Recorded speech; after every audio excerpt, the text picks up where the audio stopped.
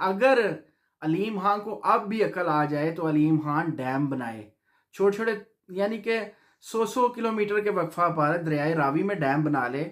پہلے ایک ڈیم پانی روکے کچھ، پھر دوسرا روکے، پھر تیسرا۔ ڈیمز بنانے کے لیے ضروری نہیں ہے کہ آپ کو ڈیم کی جگہ ہی ہو درکار، جیسے بڑے بڑے کالا باغ ڈیم ہیں، بادشاہ ڈیم ہے، اس جیسی جگہ نہیں۔ آپ چھوٹے چھوٹے ڈیم بھی بنا سکتے ہیں دریاؤں میں، جو پانی کو سالوں سال جمع کر کے رکھ سکتے ہیں، بجلی پیدا کر سکتے ہیں، عوام کی سہولت کا سامان کر سکتے ہیں۔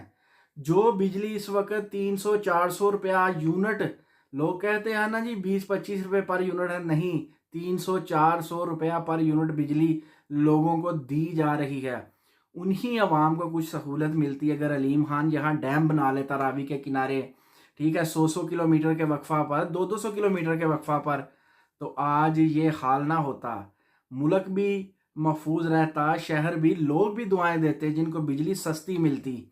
تو اب بھی وقت ہے سیدھے رستے پر آ جائیں، وگرنہ جو علیم خان یا دیگر مافیاز کے ساتھ ہوا، جنہوں نے دریاؤں کی زمین پر، نہروں کی، بھمروں کی زمین پر قبضے کیے، ان کا سب کچھ بہہ گیا، تباہ و برباد ہو گیا۔ وہی کام ہوگا اگر آپ باز نہ آئیں۔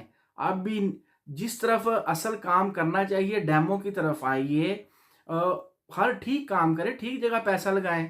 نقصان ہوگا لیکن اتنا نہیں ہوگا جتنا اب ہوا، پیسہ گیا، کاروبار گیا اور عزت گئی، یہ کام نہ ہوتا۔